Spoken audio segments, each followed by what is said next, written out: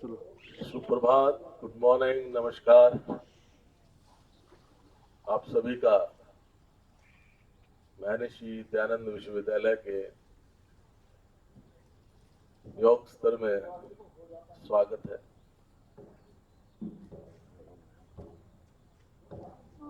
प्रकृति हमेशा एक संतुलन रखती है।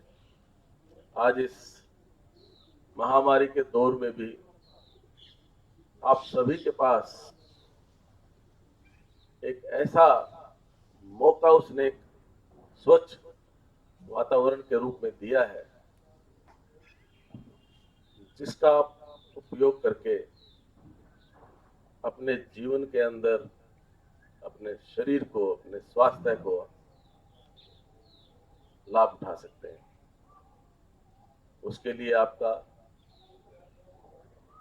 हमारे इस योग सत्र से निरंतर जुड़े रहना और इसका अभ्यास करना बहुत ही जरूरी है। आज के इस योग अभ्यास सत्र में मैं स्वागत करता हूं हमारे अपने विद्यार्थी नरेंद्र जी का और छात्र कल्याण विभाग में योग शिक्षक डॉक्टर जगवंती देशवाल जी का और हमारे फिजिकल एजुकेशन विभाग के विभागाध्यक्ष डॉक्टर आरपी गर्ग का। आज के इस प्रोग्राम से साधारण योग से लेकर कुछ ऐसी क्रियाएं जो कि आपको ये बहुत उपयोगी होंगी और उम्मीद करता हूं कि आप निरंतर हमारे इस कार्यक्रम को देखकर इसका अभ्यास अवश्य करते होंगे। धन्यवाद।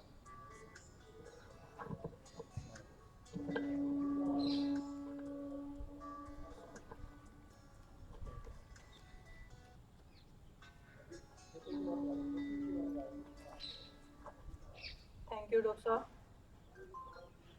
आज का जो सत्र है वो हम शुरू करने जा रहे हैं। सूक्ष्म व्यायाम से लेकर कुछ हल्की एक्सरसाइज हम आज के अभ्यास के दौरान करेंगे। हम सिर से शुरू करते हैं। गर्दन की मांसपेशियों को रिलैक्स करेंगे तो हमारे सिर में जाने वाला ब्लड सर्कुलेशन सही होगा और गर्दन की मांसपेशियों की स्टिफनेस सही होगी, कोई हार्डनेस में नहीं होगी। यदि स्टिफनेस होती है तो हमारी गर्दन और कंधों के जो सर्वाइकल पेन है वो हमारे काम में बाधा डालता है। इसलिए शरीर का स्वस्थ होना बहुत ज़रूरी है। योग जो है एक जीवन शैली है, जिसको हमें जीवन में अपनाने से बहुत सारी व्याधियों से, बहुत सारी समस्याओं से हम दूर हो सकते हैं। जैसे खान पान हमारे डेली रूटीन की लाइफ है, इसी तरह योग भी हमारे जीवन शैली में सम्मिलित होना जरूरी है। हम दोनों हाथ कमर पे रखिए, गर्दन को धीरे धीरे आगे झुकाएंगे। जब हम गर्दन को आगे झुकाते हैं तो पीठ की जो मांसपेशियां हैं उनमें खिंचाव आता है और गर्दन की आगे वाली मांसपेशियां रिलैक्स हो जाती हैं। अब श्वास भरते हुए धीरे धीरे गर्दन को सामने लेके आएंगे। फिर श्वास भरते हुए धीरे धीरे गर्दन को पीछे की तरफ ले जाएंगे। गर्दन को पीछे झुकाइए। जब हम गर्दन को पीछे झुकाते हैं तो आगे की मांसपेशियां खिंचाव में आती है और पीठ की मांसपेशियां रिलैक्स हो जाती है। जितना संभव हो उतना ही झुकाना है, ज़्यादा नहीं झुकाना। धीरे धीरे सांस भरते हुए वापस आइए। एक बार फिर सांस भरते हुए धीरे धीरे गर्दन को आगे झुकाइए। ठोड़ी को छाती के साथ चिपकाने का प्रयास कीजिए। पीठ के अंदर एक वेरिएबल सा खिंचाव आएगा, उस खिंचाव को महसूस कीजिए। बहुत सुंदर सा एक खिंचाव आएगा। अब सांस भरते हुए फिर धीरे धीरे गर्दन को सामने की तरफ लेके आए, स्लो मोशन में। जितना धीरे लेके आएंगे उतना एक आनंद की अनुभूति हमें होगी। एक बार फिर सांस भरते हुए धीरे धीरे स्लो मोशन में गर्दन को पीछे की तरफ ले जाना है। पीछे की तरफ ले जाकर गर्दन को लटका दीजिए।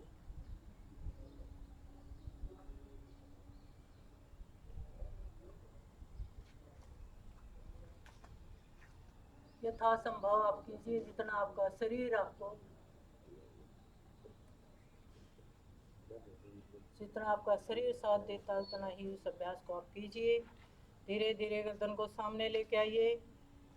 अब गर्दन को बाएं कंधे की तरफ घुमाइए। धीरे धीरे श्वास भरते हुए गर्दन को बाएं कंधे की तरफ लेके जाइए। मैक्सिमम जितना आप घुमा सकते हैं गर्दन को घुमाइए। फिर श्वास छोड़ते हुए सामने की तरफ धीरे धीरे सामने लेके आए गर्दन को। अब सांस भरते हुए धीरे धीरे गर्दन को दाएं कंधे की तरफ लेके जाइए। जितना मैक्सिमम पीछे देख सकते हैं देखने का प्रयास कीजिए।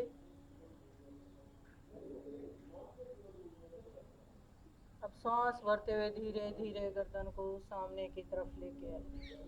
गर्दन की मांसपेशियां फ्लेक्सिबल होंगी, लचीली होंगी, तो गर्दन में होने वाले दर्द, आने वाली चनक, ये नहीं होंगे। एक बार फिर सांस भरते हुए बाएं कंधे की तरफ गर्दन को घुमाइए, यथासंभव घुमाइए। फिर सांस छोड़ते हुए धीरे धीरे गर्दन को सामने की तरफ लेके आइए। फिर सांस भरते हुए गर्दन को दाएं कंधे की तरफ लेके आइए।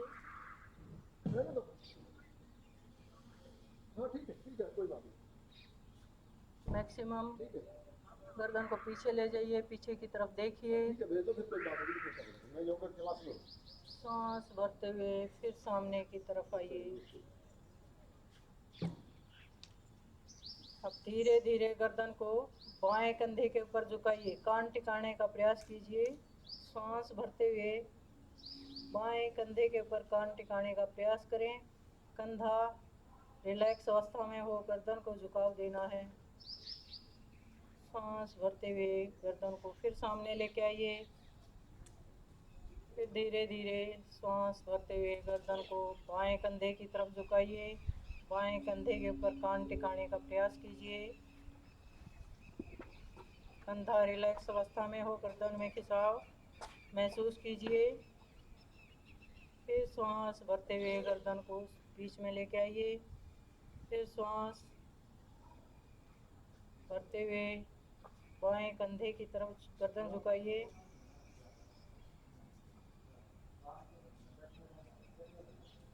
फिर सांस छोड़ते हुए बीच में लेके आइए। फिर सांस भरते हुए दाएं कंधे के ऊपर कान टिकाने का प्रयास कीजिए।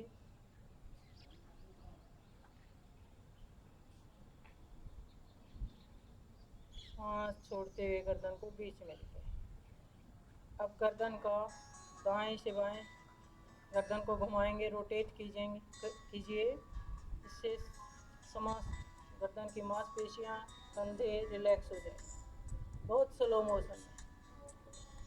जब आगे गर्दन आए तो ठोड़ी छाती के साथ चिपक के जाए और दाएं बाएं कान कंधे को छू के जाए। बहुत स्लो मोशन में गर्दन को घुमाइए। सांस भरते हुए दाएं कंधे की तरफ जाएंगे, सांस छोड़ते हुए बाएं कंधे की तरफ जाएंगे, सांस भरते हुए दाएं कंधे की तरफ सांस छोड़िए। बाएं कंधे की तरफ जाएंगे, पूरा सांस भरिए। सांस छोड़ते हुए पूरी कमर की मांसपेशियों में खिंचाव आएगा, रिलैक्स होंगी। स्वयं अनुभव करने का ज्ञान है, स्वयं अनुभूति कीजिए। कहाँ कहाँ कौन सी मांसपेशी आपकी खिंचाव में है, रिलैक्स की अवस्था में है। पूरी गर्दन कमर तक ये खिंचाव जाता है, उस खिंचाव को अनुभव कीजिए। रिलैक्स। अब दाएं कंधे की तरफ से एंटी क्लॉकवाइज घुमाएंगे। सांस भरते हुए दाएं कंधे की ऊपर से घुमाते हुए बाएं कंधे की तरफ जब ले जाएं, सांस छोड़ते हुए आगे गर्दन झुकाएं। दाएं कंधे की तरफ जाएं तो सांस भरते हुए बहुत स्लो मोशन में आप गर्दन को घुमाइए। पूरी पीठ की मांसपेशियों की एक्सरसाइज हो जाएगी। स्वयं अनुभव कीजिए आपकी कौन कौन सी मांसपेशियां खिंचाव और रिलैक्स अनुभव करती हैं। जब आपकी मांसपेशियां रिलैक्स होंगी तो वो स्वस्थ होंगी, सबल बनेंगी, आपका शरीर के अंदर ऊर्जा आएगी, स्फूर्ति आएगी, ताजगी आएगी, आपका काम में मन लगेगा। रिलैक्स। अब दोनों हाथों को आगे की तरफ लेके आइए, मुट्ठी बंद कीजिए, अंगूठा अंदर की साइड, उंगलियां बाहर की तरफ, इनको घुमाइए। श्वास प्रश्वास नॉर्मल अवस्था में हो, कोहनी बिल्कुल सीधी अवस्था में हो। बहुत स्लो मोशन में आप घुमाएंगे इनको तो आपके बाजुओं में एक कंधों तक खिंचाव होगा, उस खिंचाव को अनुभव कीजिए।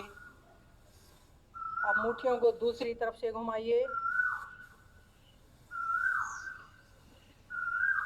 कोहनियाँ सीधी रखते हुए श्वास प्रश्वास नॉर्मल चलता रहे।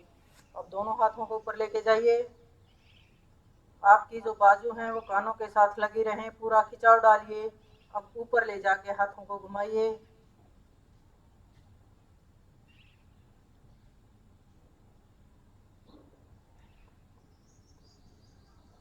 रिवर्स, दूसरी तरफ से घुमाइए।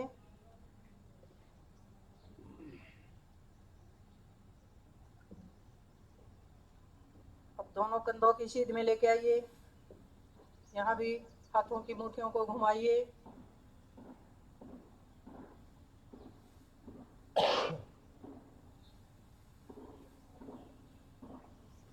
दूसरी तरफ से घुमाइए,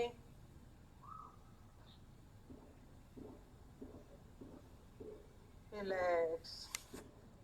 अब दोनों कंधों को श्वास भरते ऊपर की तरफ खींचिए।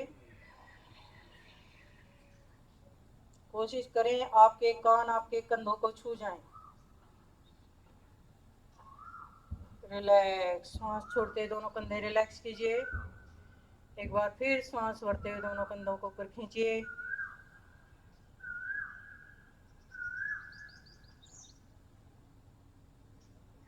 सांस छोड़ते हुए रिलैक्स।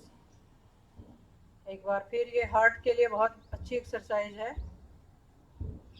हृदय के साथ जो लगती मांसपेशियां हैं उनकी मसाज होती है। एक बार फिर सांस भरते हुए दोनों कंधों को ऊपर खींचिए।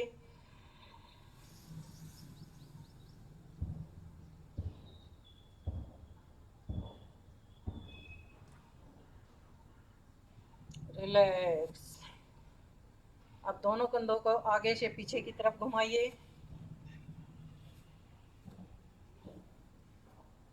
ये हमारा जो छाती कंधे की पीठ की मांसपेशियों की बहुत अच्छी एक्सरसाइज होती है।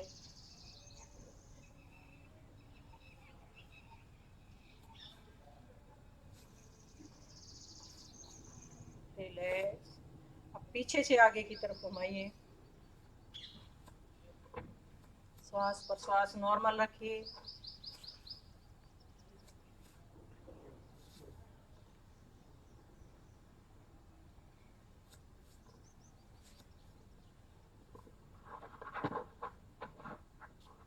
रिलैक्स।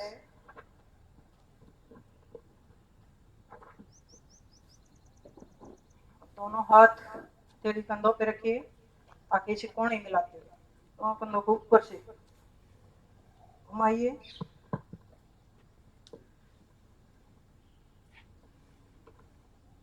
आगे भी आपकी कोहनी मिले और पीछे आपकी ये बाजू ऐसे मिल के आएंगे। जब आप घुमाएं तो कंधों के पीछे आपकी हथेली की बैक साइड मिले।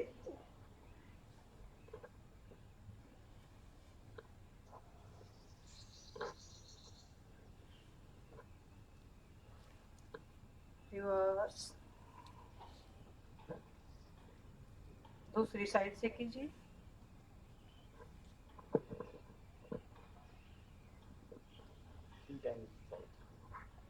बैक साइड से लंबा हो गया 3 टाइम इच साइड का। बीच में कमेंट शुरू आता है, आप ना साइलेंट रहा करो, तो बीच में ना कमेंट्स आते हैं। चलो, अब दाएं हाथ को मुट्ठी बंद कीजिए इसे, दूसरा हाथ साइड में पूरा रोटेट कीजिए। सिर के ऊपर से आपकी बाजू कान को छूती हुई जाए, इतना ऊपर तक ले जाइए आपकी बाजू जो है कोहनी सीधी रखते हुए पूरा ऊपर तक जाए। घुमाइए।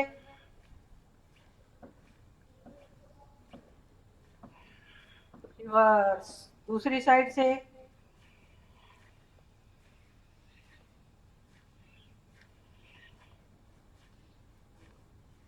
हर बार आपकी बाजू आपके कान को छूके। रिलैक्स। बाएं हाथ से ऐसे ही मुट्ठी बंद कीजिए। अगर मुट्ठी बंद नहीं करते हैं तो उंगलियों में ब्लड नीचे उतरा जाता है, फिर झंझनाहट होती है, इसलिए मुट्ठी बंद करना इसमें अनिवार्य है। मुट्ठी बंद कीजिए ऐसे, आगे से पीछे रोटेट कीजिए।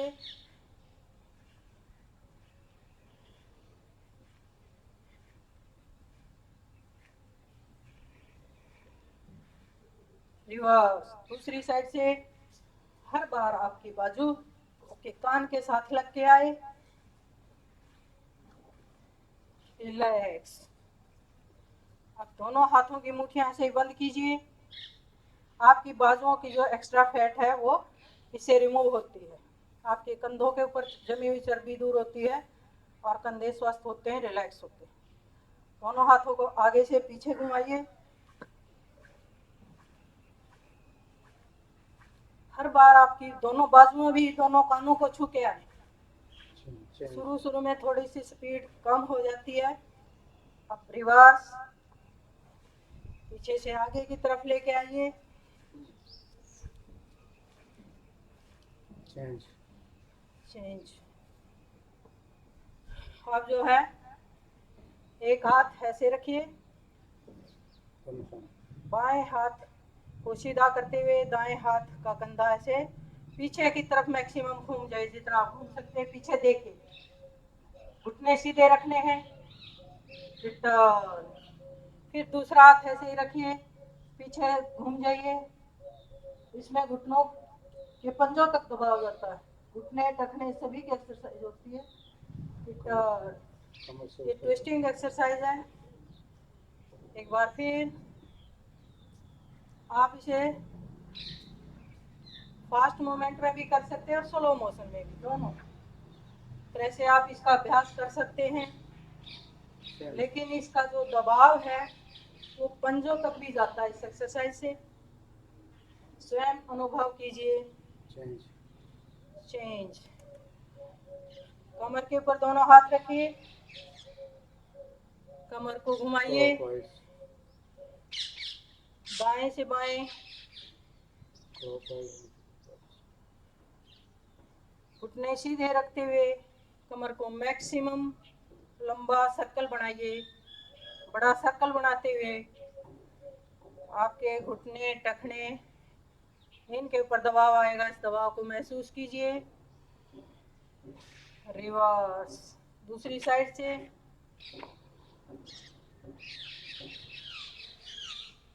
क्लॉकवाइज एंटी क्लॉकवाइज दोनों तरफ आप कमर को घुमाइए।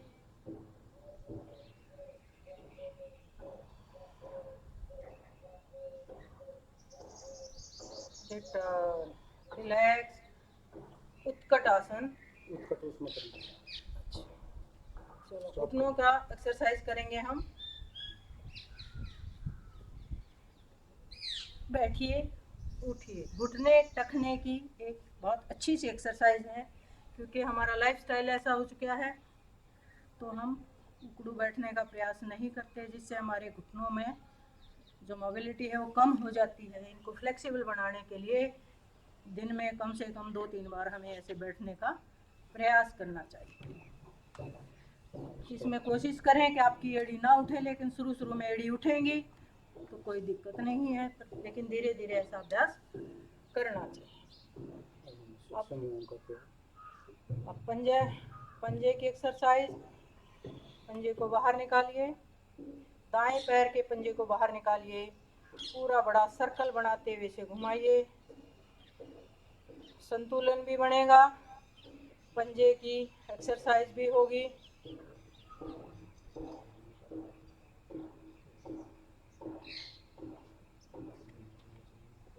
रिवर्स, दूसरी साइड से।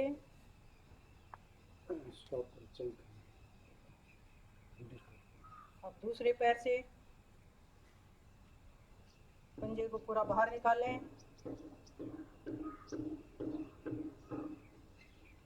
क्योंकि आजकल हमारे घुटने टखने की परेशानी, जॉइंट्स पेन की परेशानी बढ़ी हुई है, उनको ठीक करने के लिए ये सूक्ष्म व्यायाम का अभ्यास ज़रूरी है।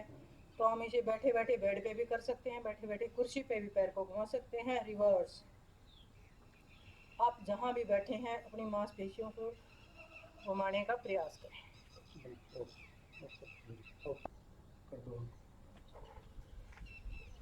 अभी हमने सूक्ष्म व्यायाम का अभ्यास किया।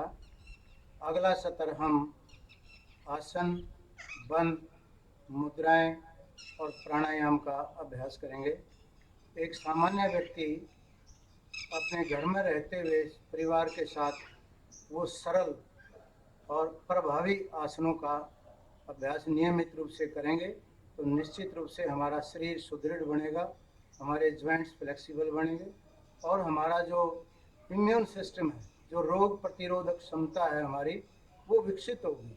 और कोरोना जो हमारा प्रभाव डाल रहा है, हमारे सभी पूरी दुनिया के मानवता को जकड़ के रख दिया है जिस कोरोना ने, उसका हम मुकाबला तभी कर सकते हैं जब हमारा इम्यून सिस्टम, रोग प्रतिरोधक क्षमता अधिक है। हमारा जो गला है ये सबसे पहले प्रभावित होता है, तो जो कफ बनता है वो सूखना चाहिए और वो बढ़ना भी नहीं चाहिए। हमें भोजन का भी ध्यान करना है और हमारी दिनचर्या ऐसी बनानी है ताकि हमारा इस प्रकार की जो इरेगुलरिटी हमारे में, जब आदर्श दिनचर्या होगी और इसका हिस्सा बनाएंगे जीवन का हम, तो हम स्वस्थ रहते हैं। स्वस्थ रहना बहुत ज़रूरी है और हमें जो ये और अवसर मिला है इसको दिनचर्या का एक हिस्सा बना करके हम नियमित रूप से सभी बच्चे, बूढ़े, बुजुर्ग सभी इसका अभ्यास करेंगे तो निश्चित रूप से सारा परिवार स्वस्थ और सुखी रहेगा। तो अगले क्रम में हम सूर्य नमस्कार से आरंभ करेंगे। सूर्य समस्त ऊर्जा का स्रोत है। समस्त प्राणी जगत प्राण के द्वारा और वनस्पति जगत ऊर्जा के द्वारा, जो कॉस्मिक एनर्जी है उसके द्वारा जीवन चलाते हैं। तो हमारे लिए सूर्य का बहुत महत्व है। हमारे ग्रंथों में इसका विशेष रूप से वर्णन है। और अब हम जो कार्य करने जा रहे हैं उसमें हमारे योग की दो प्रमुख टेक्स्ट हैं, हठ योग और पतंजलि योग सूत्र। उनके अनुसार जो आसन वर्णित हैं उनका अभ्यास करेंगे। सबसे पहले हम सूर्य नमस्कार कर रहे हैं। सूर्य से ऊर्जा पाते हैं। इनमें 12 स्टेप्स हैं टोटल। एक बार धीरे धीरे देखते जाइए आप इनको। एक राउंड करें पूरा।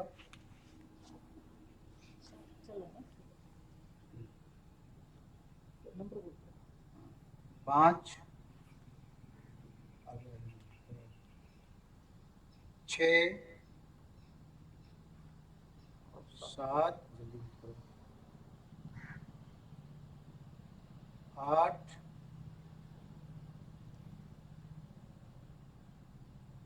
9, लेफ्ट लेग अब दूसरी टांग आगे आ जाएगी। जितना आप आराम से कर सकते हैं, जबरदस्ती नहीं करनी है। हाथ नीचे भी टिके रहें क्योंकि ये ज़्यादा खिंचाव सभी नहीं डाल सकते, तो जितना आप यथाशक्ति कर सकते उतना ही करना चाहिए। 10,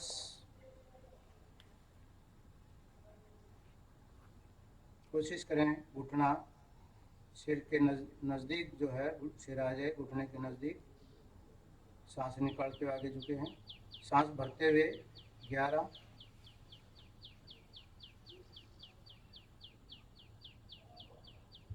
रिलैक्स 12, नमस्कार। इन सभी का हम स्टेप वाइज धीरे धीरे एक बार फिर अभ्यास करेंगे। 1, नमस्कार मुद्रा है। 2, सांस भरते हुए ऊपर हस्तोत्तानासन, पूरा शरीर पीछे की तरफ लचकदार बनेगा और खिंचाव पड़ेगा हमारे जॉइंट्स पर। 3, पाद हस्तासन नाम है इसका। सिर लगाना है, घुटनों के नज़दीक लगाना है, घुटने सीधे रहेंगे, कोहनियाँ मुड़ सकती हैं, हथेली नीचे रख सकते हो और भी अच्छा है। 4, अश्व संचालन आसन, राइट लेग को आगे निकालिए। कोशिश करें हाथ जमीन पर टिकाएं। अश्व संचालन के बाद पर्वतासन 5।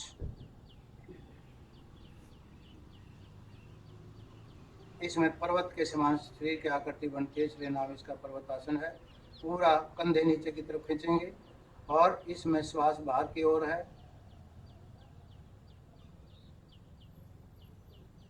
6 साष्टांग आसन 6 अंग टच करते हैं, दोनों पंजे, दोनों घुटने, दोनों हाथ,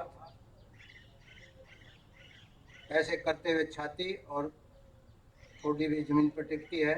साष्टांग आसन 7 भुजंग आसन, कोहनी मोड़ लीजिए और थोड़ा नीचे करें, पूरा खिंचाव डालें, दोनों अवस्था में करें, मोड़ के भी और कोहनी सीधी करके भी। इसमें गर्दन की समस्याएं ठीक होती हैं।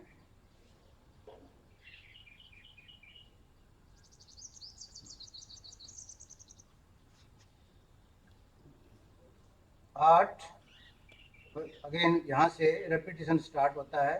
पर्वतासन 9। अब दूसरा पैर आएगा, पहले हमने राइट से किया था, अब लेफ्ट से। थोड़ा सा खींचो। 10 पादहस्तासन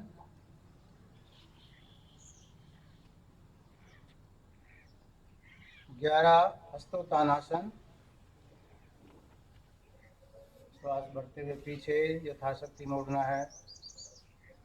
12 नमस्कार। ये हमने सूर्य नमस्कार का अभ्यास किया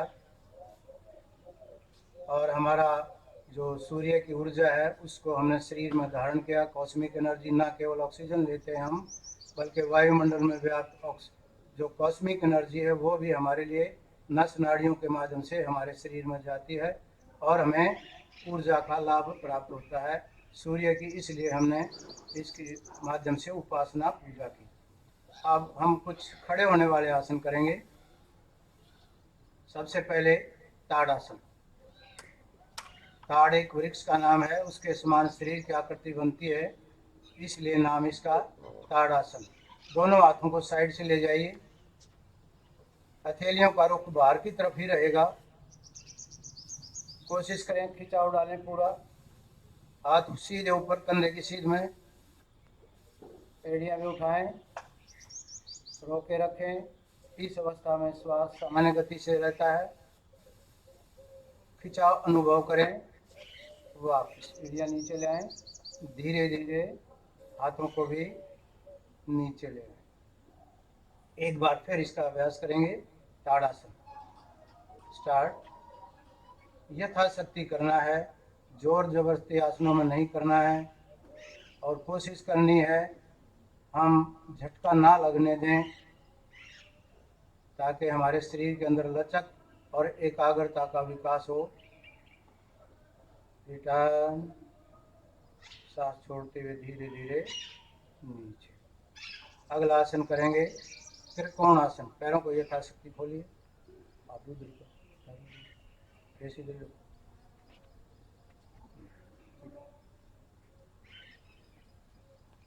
आप दोनों हाथों को साइड में उठाएं, खिंचाव डालें हाथों को, हथेली सीधी उंगलियां मिली हुई।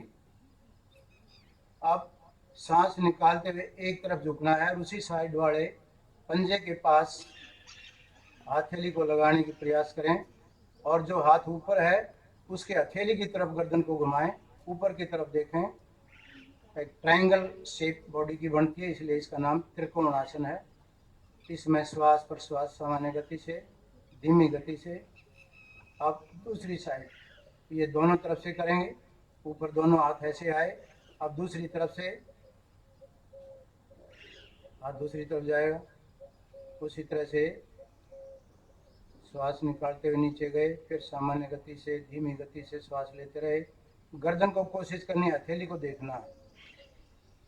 त्रिकोण आसन ये कमर के लिए बहुत अच्छी एक्सरसाइज है। ज्वाइंट्स कमर के मोबाइल बनते हैं और जो कमर की लचक है वो सही रहेगी तो कमर के दर्द नहीं होंगे। वापस यथाशक्ति रोकने के बाद जैसा आपका समय है आप रेपिटेशंस उसके अनुसार कर सकते हैं।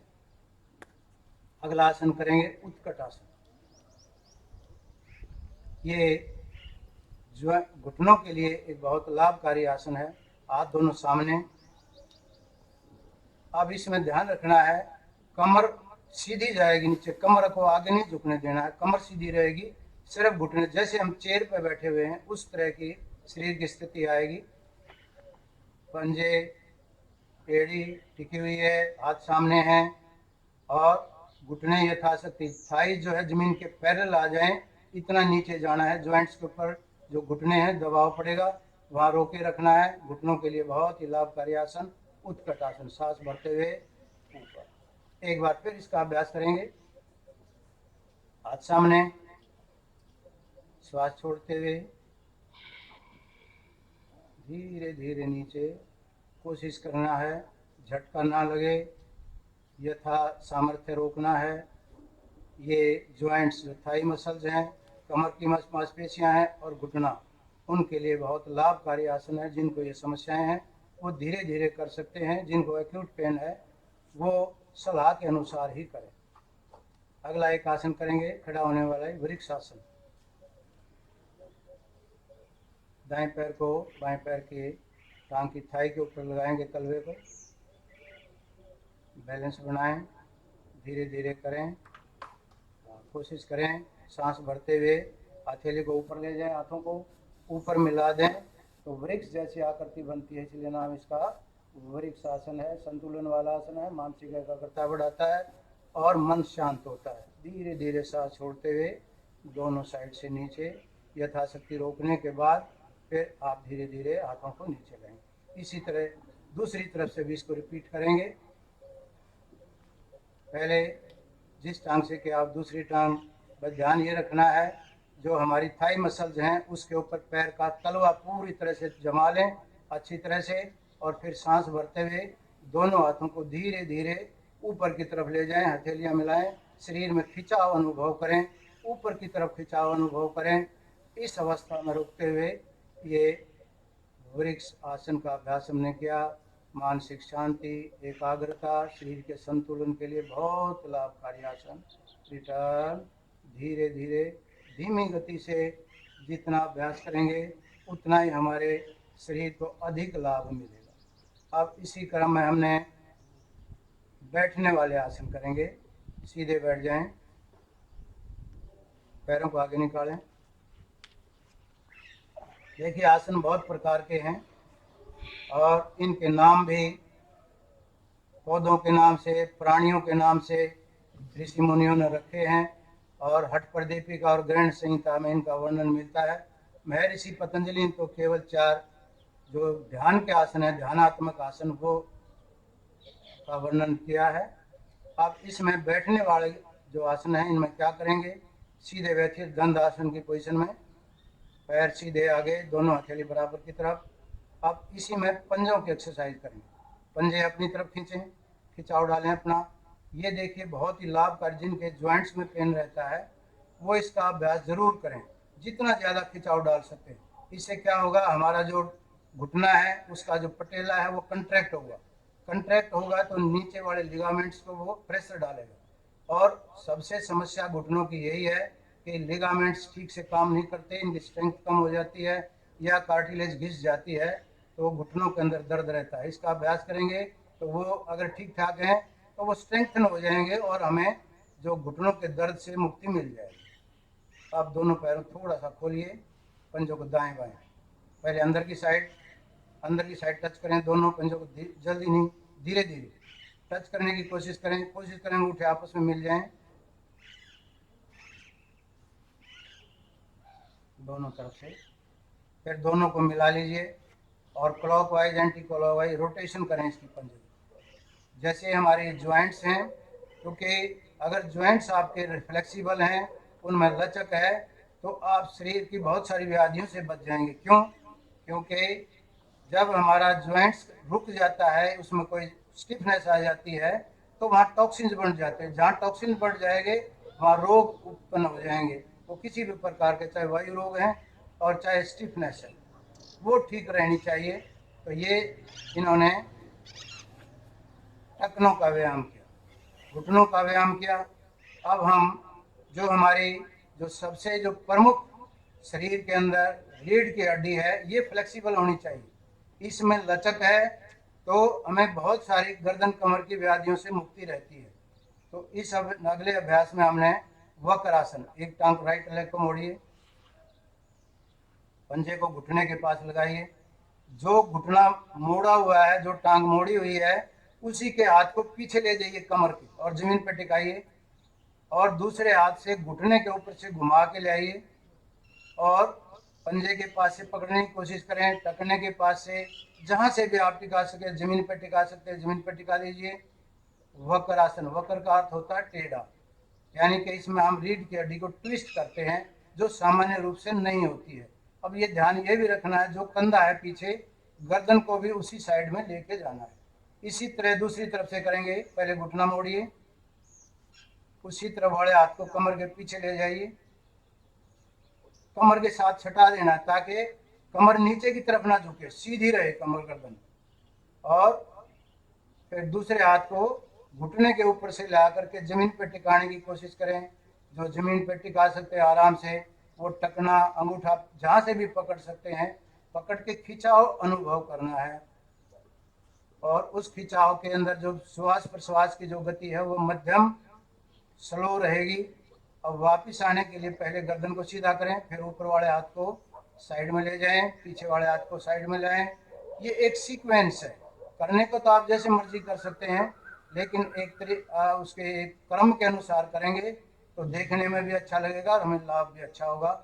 हमने ये वक्रासन का अभ्यास किया हमारी रीढ़ की हड्डी के लिए। अब अगला आसन करेंगे जानुशिरासन, दाएं टांग को मोड़िए, जानुशिरा आसन, धीरे करो, धीरे, पैर सीधा किया, थाई को जैसे हमने वृक्ष आसन में लगाते उसी प्रकार लगाया, एड़ी को सिमनी नाड़ी की तरफ लेके गए, श्वास निकालते हुए धीरे धीरे आगे झुकेंगे। अब जहां से भी आप पकड़ सकते हैं, चाहे टकना पकड़ें, अंगूठा पकड़ें, पंजा पकड़ें, और कोशिश करें कोहनी भी नीचे लग जाए। जानु सिरा, जानु का अर्थ होता है घुटना और सिरा सिर। जब इनका समन्वय बनता है, एक तालमेल बनती है, तो हमारे जो कमर की मांसपेशियों में खिंचाव पड़ता है, मोटापा कम होता है, पेट की समस्याएं दूर होती हैं, जठराग्नि प्रदीप्त होती है, और हमारी मानसिक एकाग्रता बढ़ती है। यथाशक्ति जितनी देर रोक सकते रोकें, फिर धीरे धीरे सांस लेते हुए पहले गर्दन उठाएं, फिर दोनों हाथों को भी धीरे धीरे ऊपर की तरफ लाएं। अब इसी अभ्यास को हम दूसरी तरफ से करेंगे, क्योंकि अभ्यास के अंदर संतुलन रहना बहुत ज़रूरी है। आगे झुकने वाले करते हैं तो पीछे मुड़ने वाले भी करने चाहिए, ताकि हमारे जो शरीर के अंदर किसी प्रकार की जो फिजिकल डिफॉर्मिटी उत्पन्न ना हो। इसी प्रकार अभ्यास किया, दूसरी टांग को मोड़ा, थाई को तलवे से टच किया, श्वास छोड़ते हुए आगे झुके, अपना अंगूठा पंजा टकने के पास से जितना भी आप आराम से नीचे झुक सकते हैं झुकना है, जोर जबरदस्ती नहीं करती है, झटका नहीं मारना है, और कोशिश करनी है कोहनी नीचे टिक जाए। बहुत अच्छा अभ्यास होगा वो। ये जानुशिरा का अभ्यास। वापस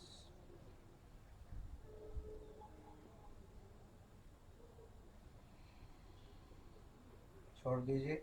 अगला आसन करेंगे गोमुख आसन। एक टांग को मोड़िए और घुटने एक दूसरे के ऊपर ओवरलैप करेंगे, घुटने के ऊपर घुटना आ जाएगा, तो वो देखिए जो आकृति बनती है, जैसा गौ का मुख होता है उसके समान घुटनों की आकृति बनती है, इसलिए इसका नाम गौमुख आसन है। इसमें दूसरा विशेष ध्यान ये रखना है कि हाथ जो पीछे हैं, पीछे वाले हाथ हैं, वो ग्रिप बनेंगे, इंटरलॉक हो जाएंगे। दोनों हाथों को पीछे से लॉक करना। इधर में ये देखिए, पीछे दोनों उंगलियों को मिला करके उनको लॉक करना है, उनको मोड़ना है, उनमें ग्रिप बनानी है, उंगलियों को खिंचाव अनुभव करना है। कोहनी सीधी रहेगी और गर्दन के जस्ट पीछे, कोहनी जस्ट पीछे गर्दन के खिंचाव अनुभव करें। अब इसमें देखिए क्या खिंचाव कहाँ पड़ रहा है, हमारी जो रिब्स की जो मांसपेशियां हैं उनमें खिंचाव पड़ता है, और हमारा रेस्पिरेटरी सिस्टम को बहुत स्ट्रेंथ मिलती है। चेंज करें, ग्रिप को छोड़ें, ऊपर वाले हाथ को सीधा करें, फिर दूसरे हाथ को, इसी को दूसरी साइड से करेंगे।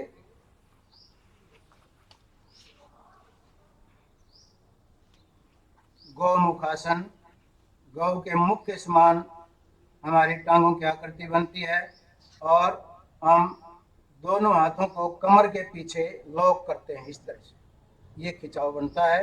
उंगलियों का पूरा खिंचाव अनुभव होगा। कोहनी को कोशिश करें बिल्कुल गर्दन के पीछे, गर्दन कमर सीधी सीधी रहेगी, पंजे भी पीछे की तरफ खींचे हुए। ये एक अवस्था बनती है।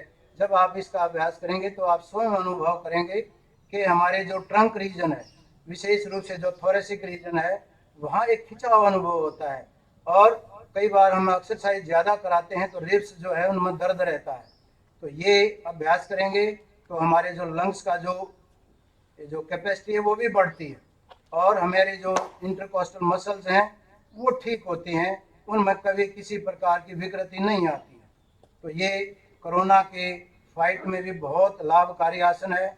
इसका अभ्यास आप नियमित रूप से जरूर करें और इसके द्वारा हम अपनी जो रेस्पिरेटरी ऑर्गन्स हैं उनको स्ट्रेंथन करते हैं, क्योंकि धीमी गति से श्वास प्रश्वास भी इसमें होता है।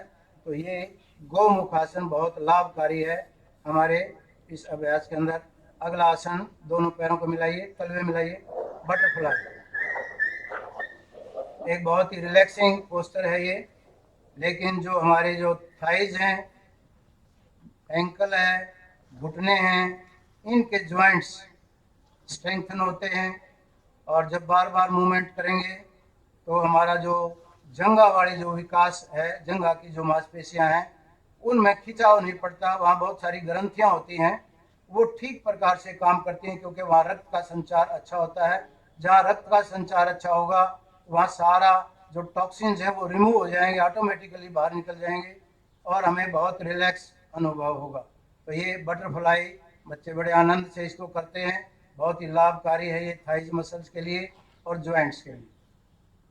छोड़ दीजिए। अगला अभ्यास, अब हम कुछ आसन पीठ केवल लेटने वाले करेंगे, कमर केवल। अगले क्रम में कमर केवल लेट जाइए, थोड़ा आगे बस ऐसे।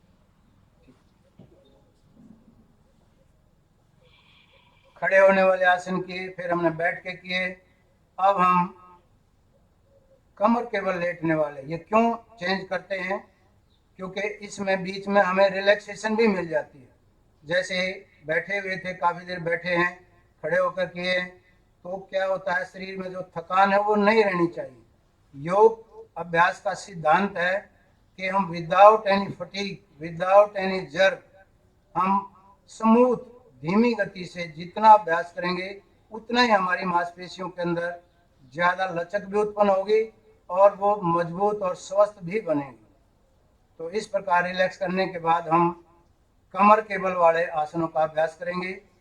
दोनों हाथों को, पैरों को मिलाइए। पहले नाड़ी तानासन, पूरा खिंचाव डालेंगे। जैसे हमने ताड़ासन किया था उसी तरह शरीर की स्थिति है। पंजों को आगे खींचना है, दोनों हाथों की ग्रिप बना करके हाथों को पीछे ले जाएं और हथेली का रुख उल्टा कर दें, पीछे की तरफ खिंचाव डालें। पूरा खिंचाव, पूरे नस नाड़ियाँ शरीर की खिंचाव अनुभव करती हैं और हमारी जो मांसपेशियाँ वो टर्न अप होती हैं। जैसे आपने देखा होगा जितने भी हमारे प्राणी हैं, छोटे कुत्ते, बिल्ली, पशु, वो सारे उठते ही एक बार शरीर में खिंचाव डालते हैं। ऋषि मुनियों ने उनका अध्ययन किया और ये आसन उनके अनुसार उन्होंने बनाए हैं। ये नाड़ी तान आसन का अभ्यास किया। इसमें श्वास कहाँ है? अंदर है। और फिर वापस आते हुए पहले श्वास छोड़ते हुए वापस आइए। ये क्योंकि श्वास और प्रश्वास का विशेष ध्यान आसनों में रखना होता है, वैसे आगे झुकने वालों में बाहर निकालते हैं और पीछे मुड़ने वालों में सांस अंदर रोकते हैं। यहाँ हमने श्वास भरते हुए पीछे की तरफ जाना है। दोनों हथेलियों को एक बार फिर अभ्यास करेंगे। पंजों को मिला करके आगे खींचना है और दोनों हथेलियों को लॉक करके और सिर के पीछे ले जाएं। कोहनी सीधी करें, यथाशक्ति दबाव डालें, खिंचाव डालें पूरे शरीर में। नाड़ी तानासन, सभी शरीर की नस नाड़ियाँ खिंचाव अनुभव करती हैं, टर्न अप होती हैं और हमारा श्वास प्रश्वास है वो भी सबल बनता है। रिलैक्स, धीरे धीरे श्वास छोड़ते हुए आगे आइए, लंबा गहरा सांस लीजिए। अगला आसन करेंगे उत्तान पादासन। दोनों पैरों को मिलाएं, उत्तान पादासन। दोनों एड़ी पंजे मिलाइए। जो दोनों पैर मिला करके नहीं कर सकते वो एक एक पैर से भी कर सकते हैं। सांस भरें और सांस छोड़ते हुए पैरों को ऊपर उठाएं। अब देखिए इसमें क्या सिद्धांत आया है। जब छाती की तरफ घुटने जाएंगे तो श्वास बाहर, पंजे खींचे हुए। अब इसमें हाइट कितनी होनी चाहिए, ये एक बहुत बड़ा प्रश्न है। ये उतनी हाइट तक उठाना है जितना आप नरेंद्र नीचे ले आइए और नीचे ले आइए और नीचे ले आइए। जहां मैक्सिमम हमारी रेक्टस मसल्स खींचें वहां रोकेंगे तो ज़्यादा लाभ होगा, क्योंकि हमारी जो कमर की और पेट की मांसपेशियों में खिंचाव उत्पन्न होता है। और जो पेट की विकार हैं, पाचन शक्ति कमज़ोर है, वायु बनती है, तो इसमें बड़ा विशेष लाभ होता है। धीरे धीरे नीचे ले आइए। अब देखिए इसमें हमने ज़्यादा पैर ऊपर नहीं उठाने, फिर ध्यान रखना है इसमें एक बार ऊपर भी चले जाएं तो नीचे धीरे धीरे लाएंगे तो एक अवस्था आएगी, वो अवस्था जमीन से लगभग आधा फुट ऊपर है, जहां हमारी पेट की मांसपेशियां खींचेंगी। उस खिंचाव को अनुभव करना है और श्वास को अंदर रोकना है। श्वास भरिए, धीरे धीरे पैरों को मिलाइए। इसका उत्तान पादासन का एक बार फिर अभ्यास। जो दोनों पैर ना उठा सकें वो एक एक पैर से भी कर सकते हैं। इसको रोके रखिए। दोनों हथेलियों पर दबाव डालते हैं तो रोकने में भी सहायक होता है। तो ये जो पेट में जो वायु बनती है, हमारी जीवन शैली अस्त व्यस्त है, भोजन ठीक से हजम नहीं होता है, तो जठराग्नि को जो प्रदीप्त करने में बहुत सहायक है। वायु विकार को दूर करता है और पेट का मोटापा, कमर का मोटापा भी कम होता है। मानसिक शांति, एकाग्रता बढ़ती है। निरंतर वापस रिलैक्स। अभी हमने उत्तान पादासन का अभ्यास किया। अब एक आसन लेटे हुए सेतु बंद आसन। दोनों पैरों को मोड़िए,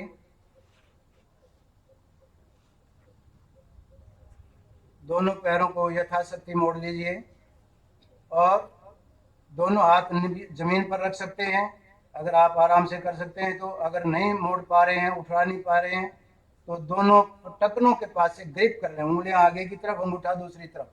अब श्वास भरते हुए धीरे धीरे कमर को ऊपर उठाना है, जितना आराम से, झटका नहीं मारना है। ये आसन नाम है सेतु बंद आसन। सेतु पुल को कहते हैं, ब्रिज की तरह शरीर की आकृति बनती है। अब सिर जो है पूरा स्टेबल, गर्दन पूरी स्टेबल है जमीन के ऊपर, हथेलियां जमीन के ऊपर हैं। जो ज़्यादा नहीं उठा सकते वो ग्रिप करके टकने से पकड़ रहे हैं। तो सांस अंदर है, रोके रखना है। सेतु बंद आसन, पूरा खिंचाव पड़ता है। कमर की जो दर्द है उसमें ये विशेष रूप से लाभकारी आसन सिद्ध हुआ है। इसका अभ्यास नियमित 2-3 बार कर सकते हैं। एक बार सांस छोड़ते हुए नीचे आइए, धीरे धीरे नीचे आए, फिर इसका अभ्यास करेंगे। एक बार सांस भरिए पूरा। आप इनका अभ्यास हम 2 बार ही करा रहे हैं, क्योंकि समय का आप अपने अनुसार निश्चित कर लीजिए। जिनके पास समय अच्छा है वो कई बार इनको 3-4 बार रिपीट कर सकते हैं। और रोकने की स्थिति, जितना सामर्थ्य आपका आराम से रोकें और ज़्यादा से ज़्यादा 1-1.5 मिनट तक ही रोकना चाहिए। अब इस अवस्था में पेट ऊपर खींचा हुआ है, कमर अंदर से ऊपर की तरफ खिंचाव हुई है, यानी कि बैक मसल्स में खिंचाव है और ऊपर की मांसपेशियों में भी पूरा खिंचाव है। तो ये जो कमर की जो मांसपेशियां हैं वो इसमें पूरा खिंचाव अनुभव करती हैं। जहाँ खिंचाव होगा वहाँ रक्त संचार बढ़ेगा, जहाँ रक्त संचार बढ़ेगा वहाँ के तकलीफ, जो दर्द है वो ठीक होंगे। वापस सेतु बंद आसन, रिलैक्स।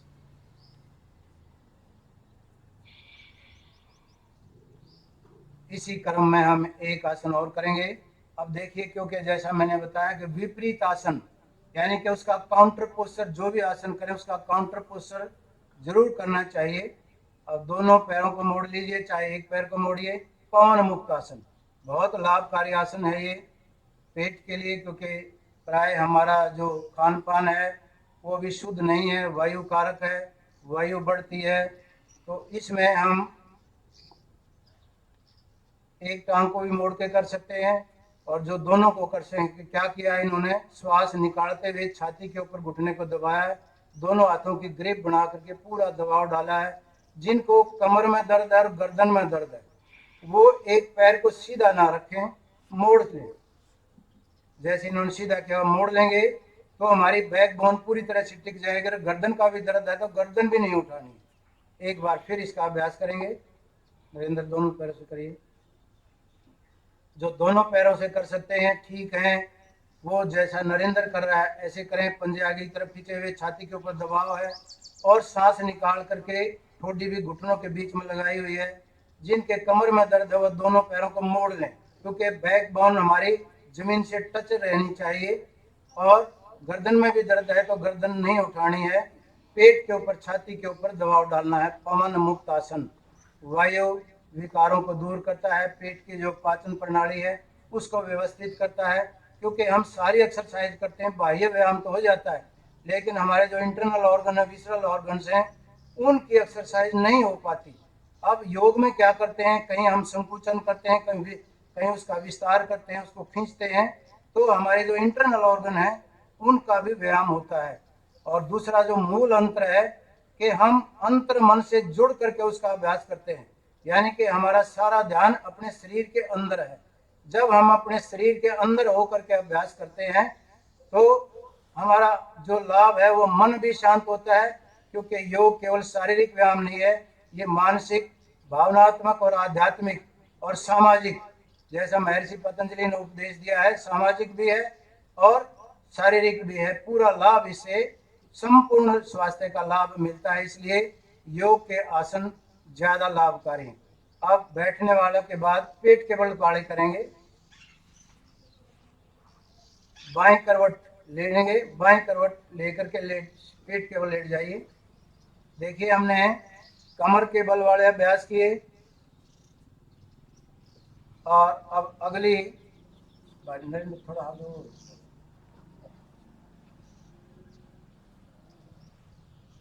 कमर के बल वाले आसनों में रिलैक्स करने के लिए मकर आसन का अभ्यास करते हैं। क्या करते हैं इसमें कि हम सारे शरीर को शिथिल करके दोनों हाथों को नीचे ले आते हैं और जो अपना माथा है, जो फोरहेड है, वो हथेली के ऊपर टच करते हैं। दोनों पंजे बाहर की तरफ यथाशक्ति पैर खोलने हैं और पूरे शरीर को ढीला छोड़ करके, क्योंकि इसमें श्वास प्रश्वास लंबा करेंगे। हमने अभ्यास किया है, अभ्यास करने के बाद जो फटीकनेस आई है, जो थकान आई है, वो ठीक हो जाएगी इससे। इसका मैं अभ्यास करेंगे। अगला दोनों पैरों को मिलाएं, भुजंगासन। भुजंगासन कई प्रकार से किया जाता है, यहाँ हम बहुत सरल प्रकार का अभ्यास करेंगे।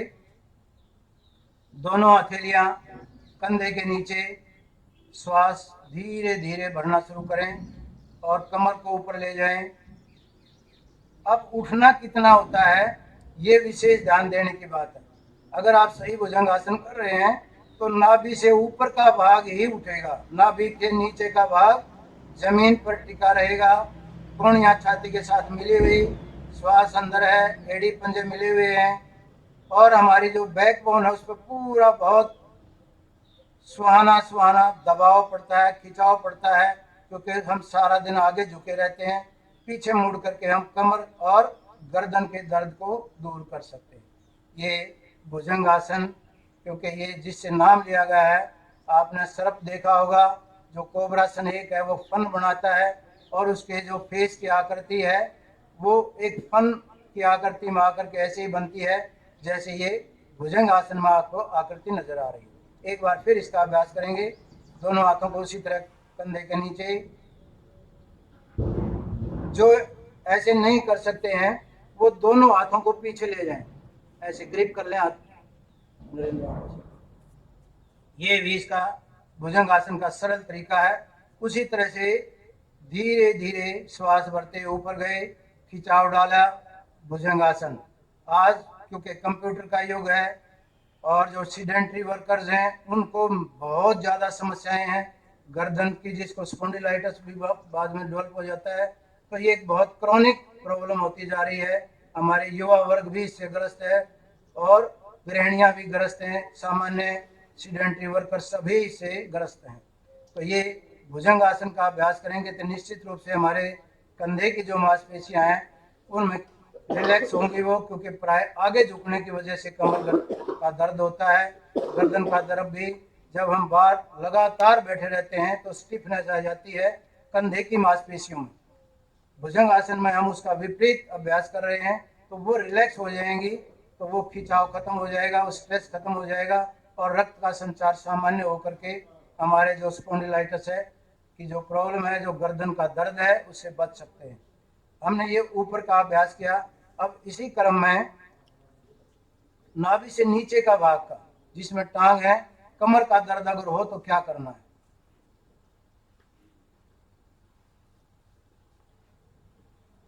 दोनों पैरों को मिलाया, एक एक पैर से करेंगे और दोनों नरेंद्र दोनों अर्ध शलभासन और शलभासन दोनों देखिए आप, जो आराम से कर सकते हैं। दोनों पैरों को मिला करके हथेली थाइस के नीचे हैं, श्वास भरते हुए एक टांग को उठा सकते हैं, दोनों को उठा सकते हैं, जैसा ठोड़ी जमीन पर लगी हुई है। कमर के अंदर, कमर की जो ऊपर की मांसपेशियां हैं उनमें बहुत अच्छा खिंचाव है, थाई मसल्स में खिंचाव है, पंजे खींचे हुए, घुटने सीधे हैं, तो ये पूरी टांग के अंदर एक खिंचाव अनुभव होता है। जिनको सीएटी का पेन है, क्रोनिक कमर का दर्द है, उसमें ये रामबाण का काम करता है, बहुत लाभकारी। लेकिन जब आप बहुत क्रोनिक अवस्था में है, बहुत तीव्र पेन है, तो आप इसको अभ्यास को एकदम नहीं कर सकते। इस अभ्यास को धीरे धीरे बढ़ाना है। इससे पहले के जो सपोर्टिंग आसन है वो करेंगे। एक बार फिर इसका अभ्यास करेंगे। शलभासन, शलभासन और अर्ध शलभासन। जो कम कर सकते हैं वो एक एक पैर से कर लें, और जो दोनों कर सकते हैं बड़े आराम से। नरेंद्र ने बहुत अच्छा अभ्यासी है नरेंद्र, कि इन्होंने पूरा खिंचाव डाला हुआ है, घुटने भी सीधे हैं, पंजे और ठोड़ी के ऊपर, थाइज के ऊपर, कंधों पे दबाव आएगा, छाती पे दबाव आएगा, लोअर पर्सन जो है, जो हमारा नीचे का भाग है, पूरा खिंचाव अनुभव करेगा। कमर दर्द के लिए बहुत लाभकारी आसन। लेकिन इस अवस्था तक आने के लिए आपने ऐसे आसन करने हैं जो इसके सपोर्टिंग आसन से, जैसे पैरों को हिलाएं, दोनों पैरों को मोड़िए, मोड़िए, थाइस को मिलाएं। कई बार जब इसका अभ्यास करेंगे तो पिंडलियां खिंचती हैं, खींचेंगी तो आप आगे का अभ्यास नहीं कर पाएंगे। ऐसे धीरे धीरे लगाएंगे तो ये इसकी मांसपेशियां रिलैक्स हो जाएंगी। अब कुछ व्यक्ति ऐसे हैं, जैसे मान लिया दिव्यांग हैं, टांगों से लाचार हैं, कोई कारण से बैठ नहीं सकते हैं, ज्वाइंट पेन है, तो वो क्या करें, वो कुर्सी पर बैठ करके भी कुछ अभ्यास कर सकते हैं। अगला आसन करेंगे, दोनों हाथों को धनुरासन, पीछे लाइए। अब ये अभ्यास सभी नहीं कर सकते, लेकिन जब आपका भुजंगासन का, शलभासन का अच्छा अभ्यास हो जाएगा तो ये सरल धनुरासन आप कर सकते हैं। दोनों टांगों को टखने के पास से ग्रिप किया, सांस भरा और ऊपर की तरफ खिंचाव डाला।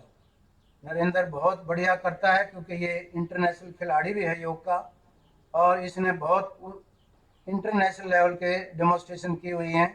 तो इसका खिंचाव तो लचक बेहद ज़्यादा है। लेकिन सामान्य व्यक्ति जितना उठ सकता है, छाती पे भी खिंचाव आएगा, थाइस पे भी खिंचाव आएगा, तो ये गर्दन के लिए भी लाभकारी है और कमर के लिए लाभकारी है। धीरे धीरे सांस छोड़ते हुए नीचे। नाम है धनुरासन, क्योंकि इसमें शरीर की आकृति धनुष के समान बनती है, इसलिए इसका नाम धनुरासन। तो ये अभ्यास सभी नहीं कर पाएंगे। उससे पहले के जो आसन है, आप जब उसमें पारंगत हो जाए, जब आपका कॉन्फिडेंस बन जाए, तो आप इनका अभ्यास, धनुरासन का अभ्यास कर सकते हैं। वो कैसे, एक बार फिर देख लीजिए। ये आसन किन व्याधियों में विशेष रूप से लाभकारी सिद्ध हुआ है? सबसे अधिक, क्योंकि दबाव कहाँ पड़ रहा है? पेट के ऊपर। पेट के जो हमारे विसरल ऑर्गन हैं उनकी मसाज होती है, उनमें जो विकृतियां हैं वो ठीक होती हैं। सांस भरते हुए धीरे धीरे ऊपर उठाया, और बैलेंस कहाँ बनाना? छाती पर नहीं, पेट के ऊपर बैलेंस बनाना है, और पूरा खिंचाव अनुभव करेंगे। तो हमारे जो पैनक्रिएटिक ग्रंथि है, जिसके कारण डायबिटीज होती है, अगर वो सक्रिय नहीं है तो डायबिटीज होती है। और हमारा जो जो गर्दन और कमर की जो व्याधियां हैं वो दूर होती हैं, पेट के जो विकार हैं वो भी वायु विकृति दूर होगी, पेट की पाचन प्रणाली ठीक चलेगी, और जिनको डायबिटीज है वो भी इससे नियंत्रित हो सकती है, क्योंकि दबाव कहाँ पड़ा है, पेट के ऊपर, जहाँ पेनक्रियाटिक ग्रंथि है वो सक्रिय होगी।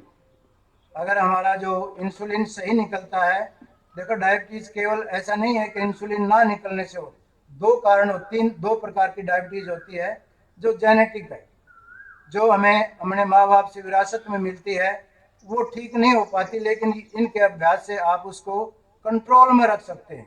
दूसरी जो बी टाइप की डायबिटीज है, उसके दो कारण मुख्य होते हैं, या तो इंसुलिन बनता नहीं है, और बनता है तो वो सेल लेवल पे मेटाबॉलिज्म के लिए यूटिलाइज नहीं हो पाता, क्योंकि सेल में उसकी एंट्री नहीं हो पाती इंसुलिन ना होने की वजह से।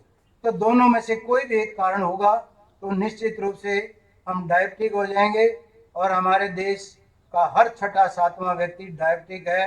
दुनिया का हब बना हुआ है डायबिटीज के कारण हमारा देश। तो ये योग का अभ्यास करके, क्योंकि हमने जैसे वक्रासन किया, इसमें दबाव जहाँ पड़ेगा पेनक्रियाटिक ग्रंथि पर, तो हमारा जो पेनक्रियाटिक सिस्टम है, जो ग्रंथि है, जो हमारी जो आग्नाशय ग्रंथि हिंदी में इसको बोलते हैं, ये सक्रिय होगी तो इंसुलिन ठीक निकलेगा, और सेल लेवल का हमने अभ्यास किया है तो मेटाबॉलिज्म भी ठीक ढंग से काम करेगा, तो हमारा जो डायबिटीज से भी मुक्ति मिलेगी, पेट के विकारों से मुक्ति मिलेगी, गर्दन कमर के दर्द दूर होंगे। ये अभ्यास हमने जो पेट के बल वाले किए। अब मार्जारी आसन के लिए अभ्यास करेंगे। अगला है दोनों हाथ कंधे के नीचे, वज्रासन की स्थिति में आए, घुटने नीचे रहे, ठीक है, हाथ कंधे के नीचे। एक आसन है मार्जारी आसन। जैसे आपने देखा होगा कुत्ते बिल्ली उठने के बाद तुरंत एक बार गर्दन ऊपर उठाते हैं और कमर को नीचे ले जाते हैं। देखिए इस अभ्यास में क्या हो रहा है, प्राणायाम की क्या स्थिति है। जब गर्दन ऊपर उठाएंगे तो सांस अंदर है, और सांस छोड़ते हुए हम अपनी जो ठोडी है, जो सिर है, उसको नीचे की तरफ ले जाएंगे और कमर को बीच से ऊपर उठाएंगे। फिर श्वास भरने के लिए गर्दन ऊपर उठाए और कमर नीचे गई। इस अवस्था में सांस अंदर है, सांस अंदर रोका हुआ है, मार्जारी आसन। अब सांस छोड़ने के लिए कमर ऊपर उठेगी और चिन्ह को कोशिश करें छाती की तरफ ज्यादा से ज्यादा ले जाएं। कोहनी सीधी है, कोहनी कंधे के नीचे है, दोनों घुटनों के ऊपर समानांतर खड़े हुए। 2-3 बार इसका अभ्यास करें तो ये कमर दर्द वालों के लिए भी लाभकारी है और गर्दन के लिए भी बहुत लाभकारी है। तो जिनसे पहले वाले आसन नहीं होते, वो ये मार्जारी आसन का अभ्यास करके अपने कमर और गर्दन की जो मांसपेशियां हैं उनको सबल, निरोग, सशक्त बना करके वहाँ के जो टॉक्सिन्स हैं जिसके कारण से व्याधि उत्पन्न होती है उसको ठीक रख सकते हैं हम। तो ये बहुत ही सामान्य अभ्यास है और सभी कर सकते हैं, इसको कोई दिक्कत नहीं है।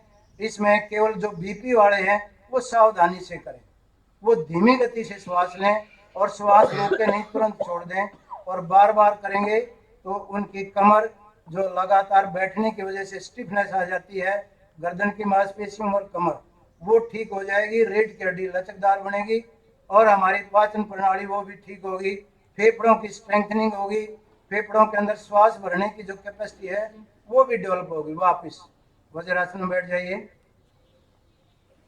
अब यहीं जिनसे धनुरासन नहीं हो पाया वो गर्दन के लिए एक आसन और करेंगे, उष्ट्रासन। अब जो आराम से कर सकते हैं वो जो है हथेली को एड़ी के ऊपर ले जा सकते हैं, जो कम कर सकते हैं वो दोनों हाथ कमर के पीछे रख करके भी इसका अभ्यास करते हैं। अर्ध उष्ट्रासन और पूर्ण उष्ट्रासन साइड से कैसे नजर आता है और सामने से कैसे नजर आता है ये आप देख सकते हैं। इसमें हमने कमर को जितना ज्यादा मोड़ सकते हैं मोड़ा है, जो कम मोड़ सकते हैं वो आधा कर सकते हैं, कमर के ऊपर हाथ रखना। वो कितना करें, वो सिर्फ इतना ही करें। कमर के पीछे उंगलियां हैं, अंगूठा पेट की तरफ है, सांस भरा, धीरे धीरे कमर को पीछे की तरफ मोड़ा, नाम है उष्ट्रासन। ऊंट की गर्दन की आकृति जैसी होती है वैसी आकृति शरीर में बनती है।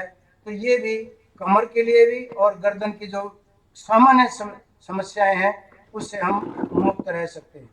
पैरों को आगे निकालिए, दोनों पैरों को मोड़ लिए, एक पैर को मोड़िए, घुटनों की हिलाइए, घुटनों को पूरी ग्रिप बनाए, कोणी तक निचले। हाँ, अब हिलाएं इसको, धीरे धीरे हिलाना है। ये भी घुटनों के दर्द में बहुत लाभकारी आसन, एक एक्सरसाइज कह सकते हो आप इसको। पहले जितना ज्यादा ऊपर उठा सकते ऊपर उठाएं, झटके नहीं मारें इसमें। जिसको घुटनों में दर्द है वो बहुत धीमी गति से, वैसे सारे आसन जितने भी हमने किए हैं उनका सबसे बड़ा सिद्धांत यही है, हम जितना धीमी गति से करेंगे, जितना लयबद्ध होकर के करेंगे, जितना एकाग्र होकर के करेंगे, उतना ज्यादा लाभ होगा। क्यों? क्योंकि उस अवस्था में हमारा जो ग्रंथि संस्थान है, सारी जितनी भी हमारे अंतःस्रावी ग्रंथियां हैं वो ठीक ढंग से काम करती हैं। जब तनाव होगा तो ग्रंथियां काम नहीं करेंगी, वो ग्रंथि ठीक से काम करेंगी, तभी हम संपूर्ण स्वास्थ्य का लाभ प्राप्त कर सकते हैं। क्योंकि संपूर्ण स्वास्थ्य में केवल शारीरिक व्यायाम नहीं है, उसमें हमारा जो मन है वो भी प्रसन्न रहना चाहिए। और हमारा जो भी, जैसे आप देखिए दो शब्द हैं, हेल्थ और स्वस्थ। हेल्थ का अर्थ होता है टू हील, जो वेस्टर्न कॉन्सेप्ट है वो स्वास्थ्य का है टू हील, यानी कि आप रोगी होइए फिर हम आपका इलाज करेंगे। लेकिन हमारा जो भारतीय संस्कृति के जो वैदिक पद्धति है, जो योग शास्त्र की पद्धति है, वो क्या कहती है? स्वस्थ, स्वयं में स्थित। जब हमारा मन स्वयं में स्थित है तो हम स्वस्थ हैं, ये परिभाषा है। WHO भी क्या कहता है? When are you at ease physically, mentally, emotionally and spiritually even also. और हम तो एक और ऐड करते हैं सोशली, क्योंकि योग का मैसेज सोशल भी है, सामाजिक भी है। तो ये सारे कंपोनेंट्स जब स्वास्थ्य के ठीक हों, शारीरिक भी, मानसिक भी, भावनात्मक भी और आध्यात्मिक रूप से भी और सामाजिक रूप से भी, अब सारे कंपोनेंट्स जब ठीक ठाक हैं तब हम स्वस्थ हैं। एक भी कंपोनेंट अगर दिक्कत में है तो हम स्वस्थ नहीं हो सकते, क्योंकि उस अवस्था में मन शांत नहीं रहेगा। मन शांत नहीं रहेगा तो हमारा शरीर भी ठीक नहीं रहेगा, क्योंकि मन में जो भाव उत्पन्न होते हैं वही शरीर में जाते हैं। तो तनाव इसी कारण उत्पन्न होता है, क्योंकि हमारा मन शांत नहीं होता। तो इन योग अभ्यासों के माध्यम से हमने सारी स्थितियों के खड़े होने वाले किए, बैठने वाले किए, कमर के बल वाले, पेट के बल वाले, समस्त अभ्यास किए हमने। इससे हमने शरीर के अंदर क्या किया है? दृढ़ता। आसनों से क्या मिलता है? शरीर सुदृढ़ बनता है, मजबूत बनता है और हमारे ज्वाइंट्स जो है फ्लेक्सिबल बनते हैं। अगर ये स्थितियां हमारे शरीर की सामान्य सम है तो हम स्वस्थ हैं। अब अगला जो इसमें हम अभ्यास करेंगे वो है प्राणायाम। देखिए, हम सबसे महत्वपूर्ण प्रक्रिया हमारे जीवन की है प्राण। अगर श्वास प्रश्वास ठीक है तो हम सब कुछ, हमारी दिनचर्या भी ठीक है, हमारा जीवन भी ठीक है और हम काम भी अच्छे से कर सकते हैं। लेकिन प्राण शक्ति अगर हमारी कमजोर है तो हम बहुत सारी व्याधियों से ग्रस्त हो जाएंगे। और यही कारण है कोरोना आज कहाँ प्रभावित कर रहा है? उन्हीं को पकड़ रहा है जिनका इम्यून सिस्टम ज्यादा वीक है और जिनके लंग्स ठीक से काम नहीं करते हैं, कफ बनता है। तो इस श्रेणी में हमने कुछ अभ्यास करेंगे प्राणायाम के और शुद्धि के। शुद्धि के लिए सबसे पहले हम करते हैं कपालभाति। कपालभाति प्राणायाम नहीं है, शुद्धि की क्रिया है। नेति, धोती, बस्ती, त्राटक, न्योली और कपालभाति। कपालभाति 3 प्रकार की होती है। जो ये कर रहे हैं आपके सामने, ये वात क्रम कपालभाति कहलाती है, वात क्रम। इसमें हमने लंग्स की सफाई करनी है, फेफड़ों की सफाई करनी है। कैसे कर रहे हैं देखिए, कोई भी शरीर की आसन में बैठ जाइए आप, सुखासन, वज्रासन, जैसा भी आराम से बैठ सकते हैं। उस अवस्था में बैठ करके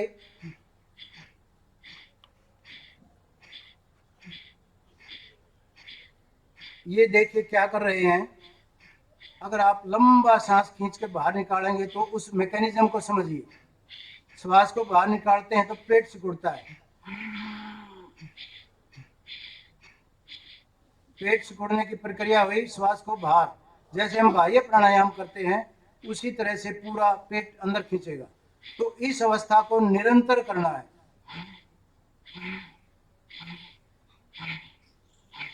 इसमें दो चीजें हैं, हमने पेट को सिकोड़ा या सांस को बाहर फेंका, तो पेट सिकुड़ेगा। ये एक बायोलॉजिकल मैकेनिज्म है। क्यों सिकुड़ता है कि जैसे ही पेट सिकुड़ेगा डायफ्राम की ये स्थिति आ जाएगी, ऊपर की तरफ चला जाएगा। ऊपर की तरफ चला जाएगा तो हमारा जो थोरेसिक रीजन है वो एक्सपेंड होगा। एक्सपेंड होगा तो श्वास जो है वो, सॉरी, इसमें एक्सपेंड नहीं होगा, इसमें कंट्रैक्ट होगा। डायफ्राम जब ऊपर जाएगा तो थोरेसिक रीजन कंट्रैक्ट होगा, मांसपेशियां ये जो रिब्स हैं ये कंट्रैक्ट हो जाएंगी। कंट्रैक्ट हो जाएंगी तो सांस बाहर निकलेगा। तो दूसरी प्रक्रिया क्या है, जैसे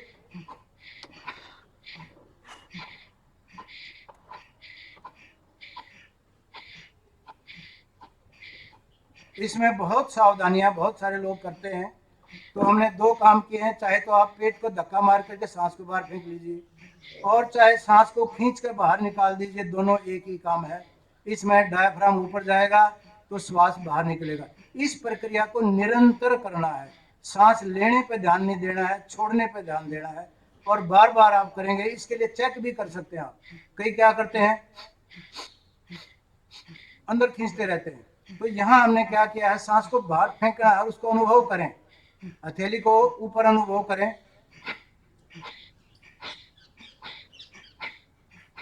जब आपका दोनों नासिकाओं से पूरा प्रश्वास इसके ऊपर लग रहा है, अनुभव हो रहा है, तो समझिए आप कपालभाति का सही अभ्यास कर रहे हैं। दूसरा अभ्यास इसका सावधानी ये है, कमर गर्दन सीधी रहनी चाहिए। और उसका मतलब ये भी नहीं है तनाव कंधे खींचे हुए हो, चेहरे की मांसपेशियां का मॉडल खराब कर लें। उसमें केवल इतना है, मांसपेशियां चेहरे की भी रिलैक्स रहेंगी ताकि हमारे नासिका के अंदर आवाज ना आए। आवाज तब आती है जब हम चेहरे की मांसपेशियों में खिंचाव पैदा करते हैं।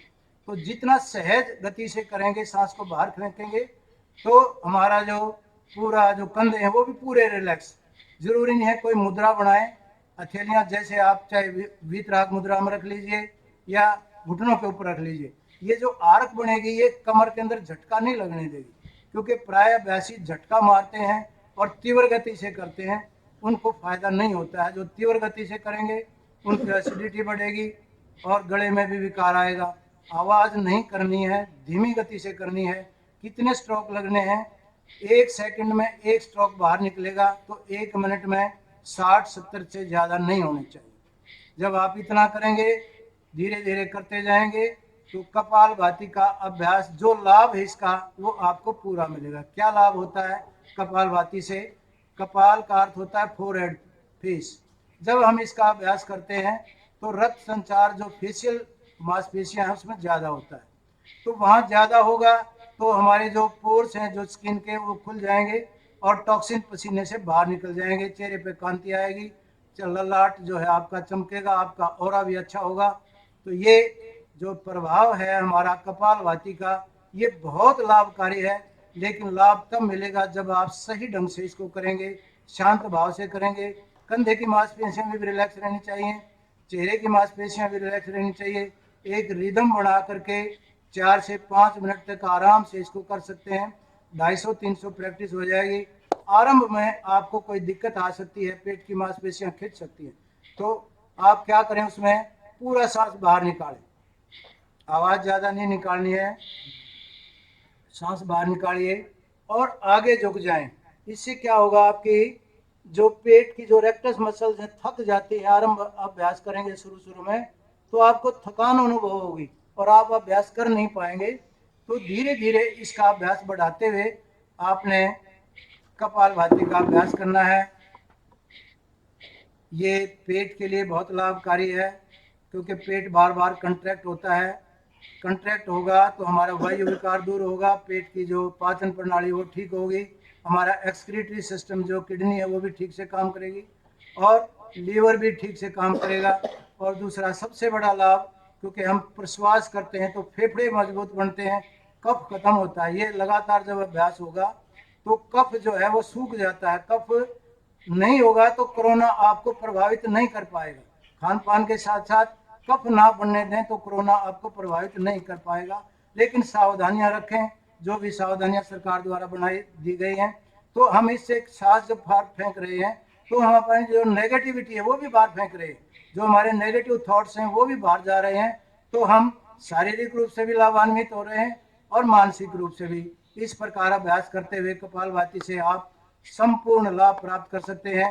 कपालभाति योग में सर्वाधिक लाभकारी शुद्धि क्रिया है। इसका अभ्यास हर किसी को करना चाहिए।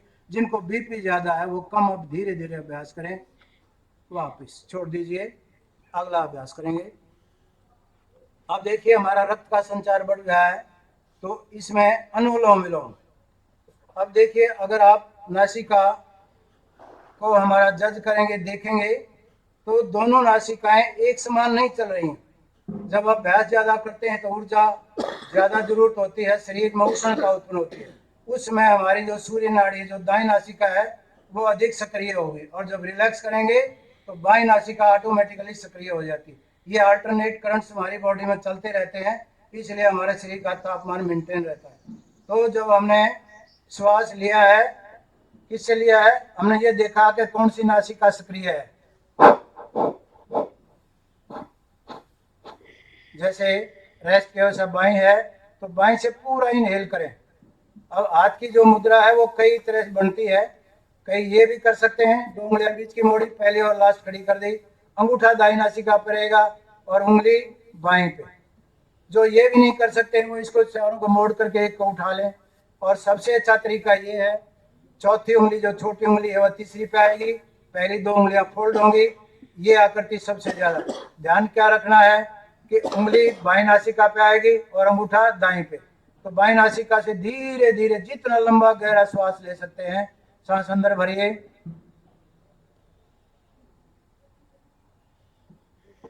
थोड़ा रोकिए। जिनको बीपी आदि है वो रोके नहीं, वो छोड़ दे धीरे धीरे। रोकने के बाद दाईं नासिका से छोड़ा। जैसे ही आपने छोड़ा है तुरंत धीरे धीरे श्वास अंदर भरें, नाक को भी बंद करें, अंदर रोके तब बंद करना है, फिर बाईं नासिका से छोड़ना है। क्या किया हमने, बाईं नासिका से लिया, रोका, दाईं नासिका से छोड़ दिया, फिर दाईं नासिका से भरा, रोका और बाईं नासिका से छोड़ दिया। ये एक आवृत्ति है। इस प्रकार अभ्यास करते हुए 4-5 आवृत्ति करेंगे तो हमारी जो फटीकनेस आई है, जो थकान आई है, जो बीपी बढ़ा है, वो ठीक हो जाएगा, सामान्य हो जाएगा। इसलिए अनुलोम विलोम का भी जो अभ्यास है वो हमें मानसिक शांति देता है। जिनको बीपी ज्यादा है, हार्ट की प्रॉब्लम्स है, माइग्रेन है, बेचैनी रहता है, एंजाइटी है, गुस्सा ज्यादा आता है, वो इसका अभ्यास करके निश्चित रूप से लाभान्वित होते हैं। क्योंकि हमारा जो नाड़ी संस्थान है इस प्राणायाम के माध्यम से ठीक प्रकार से काम करता है। हठ योग के अंदर इसका वर्णन मिलता है, और हमने नाड़ी शुद्धि भी इसको बोलते हैं, और इसको अनुलोम विलोम या अल्टरनेट ब्रीदिंग भी इसका नाम है। एक अभ्यास और करेंगे, भ्रामरी। मानसिक तनाव आज की जीवन शैली का एक अभिन्न अंग बन गया है। मानसिक तनाव हर व्यक्ति को है, किसी को किसी कारण से, पारिवारिक कारण से, सामाजिक कारण से, आर्थिक कारण से, शारीरिक व्याधियों के कारण से हर व्यक्ति तनाव में। वो कैसे तनाव रहित जीवन जिए, और विशेष रूप से क्योंकि कोरोना के दौरान जब हम बंद हैं तो हमारे ऊपर वैसे ही मानसिक दबाव रहता है। तो उसको काउंटर करने के लिए भ्रामरी प्राणायाम जैसे अभ्यास कर रहे हैं। इसमें जो हाथ की मुद्रा है इसका नाम है षण्मुखी मुद्रा। 2 उंगलियां आंख के ऊपर, पहली उंगली माथे पे और छोटी उंगली ऊपर वाले होठ के ऊपर। ये क्यों करते हैं, ताकि हमारी जो फेस की मांसपेशियां हैं उनमें कंपन उत्पन्न ना हो। अगर उनमें कंपन नहीं होगी तो हम आवाज, क्योंकि हमने अंगूठे से कान के ढक्कन को भी बंद किया हुआ है, और इस आवाज को हम कहाँ सुन रहे हैं, अपने स्कल के अंदर, जो खोपड़ी है उसके अंदर उस सुनना है उसको। एक बार फिर लंबा गहरा सांस भरिए, पूरा सांस भरा। कान कब बंद करना है, जब हमने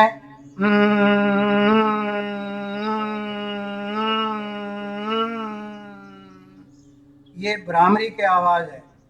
जब सांस भरते हैं तो भ्रमर की आवाज होती है, और जब सांस छोड़ते हैं तो भ्रामरी की आवाज।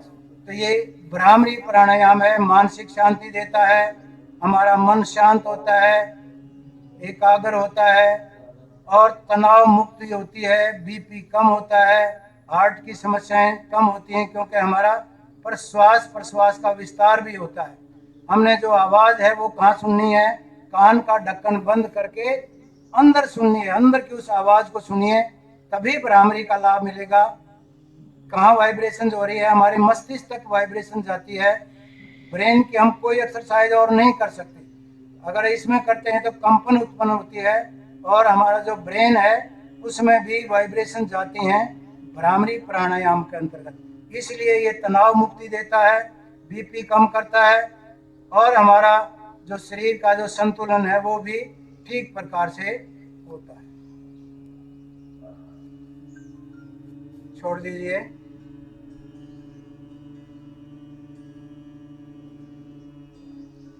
अंतिम अभ्यास, क्योंकि गर्मी का मौसम आ रहा है, अब गर्मी में उष्णता बढ़ेगी, तो उस दौरान में हम भस्त्रिका नहीं करते हैं, भस्त्रिका सर्दियों में करनी चाहिए। तो यहाँ क्या करें, अब हमने जो है शीतली और शीतकारी अभ्यास करते हैं, ताकि हमारे शरीर के अंदर जो गर्मी उत्पन्न हुई है वो ठीक हो जाए। शीतलता प्रदान करने वाला क्या है, शीतली प्राणायाम। क्या करते हैं, इसमें जीवा को बाहर निकालें, गर्दन कमर सीधी। पहले सारे प्राणायाम हम नासिका से किए हैं, ये दो प्राणायाम शीतली और शीतकारी, ये मुंह से सांस ले भरना है। क्या करना है, इसमें जीवा को बाहर निकालिए, मोड़िए और चौथ लाइक स्ट्रक्चर बनाइए।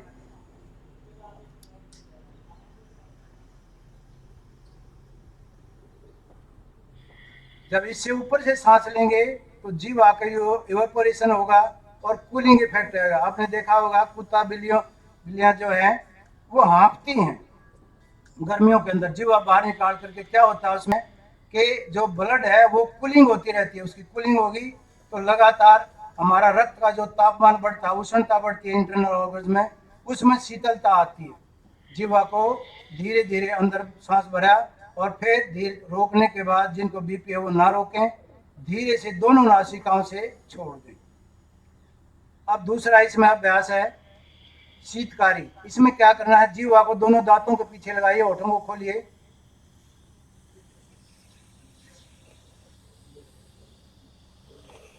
धीरे धीरे सांस को अंदर खींचना है, शीतलता आएगी, क्योंकि आमाशय के अंदर गर्मी बढ़ेगी तो लीवर पे इफेक्ट पड़ेगा। तो जब हम अभ्यास ज़्यादा करें, एक्सरसाइज ज़्यादा करें या गर्मी के अंदर हैं, तो शीतली और शीतकारी का अभ्यास करेंगे तो हमारे रक्त के अंदर उष्णता नहीं बढ़ेगी, फोड़े फुंसी नहीं होंगे, एसिडिटी नहीं बढ़ेगी, मन शांत रहेगा और हमारा जो ग्रंथि संस्थान है वो भी सामान्य रूप से काम करेगा। इस प्रकार हमने ये प्राणायाम का अभ्यास किया। हमने कपालभाति की, अनुलोम विलोम किया, शीतली शीतकारी का अभ्यास किया और भ्रामरी का अभ्यास किया। ये प्राणायाम हमने अभ्यास करते हुए हमारे जो प्राण शक्ति है उसका विकास किया, यानी कि हमारे लंग्स की कैपेसिटी बढ़ाई है। तो हम हमारे लंग्स की कैपेसिटी ठीक है तो वायरस कितने भी हों हमारे ऊपर कम प्रभाव डाल पाएंगे। कोई अति विकट समस्या है तो ही आपको प्रभावित कर पाएंगे, अन्यथा जब आपका शरीर सुदृढ़ है, शरीर के अंदर सबलता है, लचक है, तो आपके सारे कार्य जो हमारी जो सिस्टम्स हैं शरीर के वो ठीक काम करेंगे। और प्राण के द्वारा हमने प्राण शक्ति का प्राणायाम के माध्यम से विकास किया है। जो प्राण शक्ति हमारी बढ़ेगी तो फेफड़े विकसित होंगे, कफ अपने आप नहीं बनेगी, कपालभाति से हमने उसको सुखाया है। तो ये एक कर्म आप दिनचर्या में सम्मिलित करके लाभ प्राप्त कर सकते हैं। हमने ये एक कैप्सूल बना करके, एक एपिसोड बना करके इसको शूट किया है। आशा है आप सभी यथाशक्ति इसको अपनी दिनचर्या का हिस्सा बनाएंगे। देखिए दिनचर्या ठीक है तो हम स्वस्थ रह सकते हैं और अपने इम्यून सिस्टम को भी बढ़ा सकते हैं।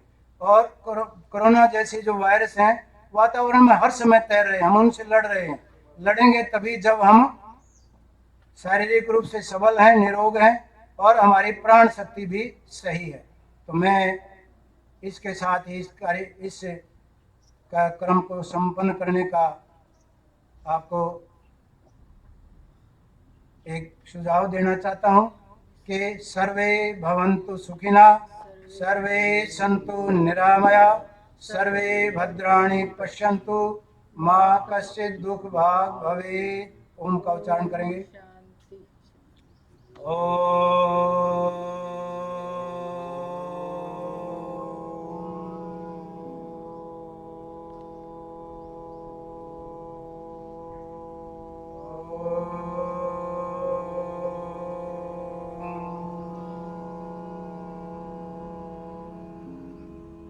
शांति शांति शांति। स्वस्थ रहें, सुखी रहें। स्वास्थ्य के 3 आधार आहार, विहार और विचार। अगर ये आपकी दिनचर्या का हिस्सा है तो निश्चित रूप से आप स्वस्थ, निरोग और सुखी जीवन जिएंगे। इसी कामना के साथ बहुत बहुत धन्यवाद। मैं MS Deswal, retired deputy director yoga, Haryana government, department of sports and youth affairs. मैं आपका बहुत ही आभार प्रकट करता हूं।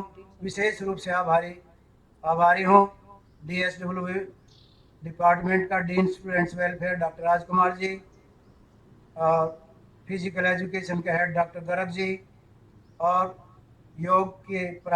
योगाचार्य डॉक्टर जगवंती देसवाल, और हमारे इंटरनेशनल खिलाड़ी जिन्होंने बहुत शानदार प्रदर्शन किया, डॉक्टर नरेंद्र जी। इनका मैं बहुत शुक्रगुजार हूं कि मैं इनके माध्यम से आप तक ये योग का एक मॉड्यूल आपके सामने प्रस्तुत कर सका। अंत में आभार प्रकट करता हूं विश्वविद्यालय के हमारे वाइस चांसलर महोदय डॉक्टर राजवीर जी का, जिन्होंने हमें ये अपॉर्चुनिटी प्रदान की और जनमानस के लिए एक सामान्य योग अभ्यास का प्रस्तुत करने का सौभाग्य प्रदान किया।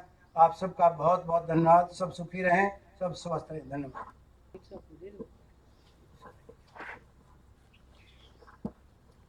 सर, डीन साहब से।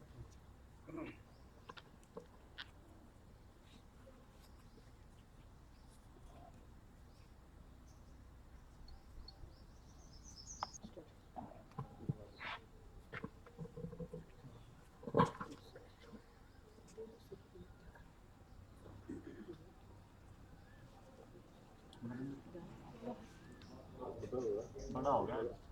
नंद कल आ सकता तू? कल करवा नेति का नेती का करवाएं। मेरे साथ ही करा देगा कल। पानी और नमक वहीं से डाल। कल करा लियो। कल करना तो फिर कल आए तो गई आप कल। हाँ तो ये काफी बड़ा हो गया ना करते करते। ऐसा है 2 घंटे तो हमारी रूटीन की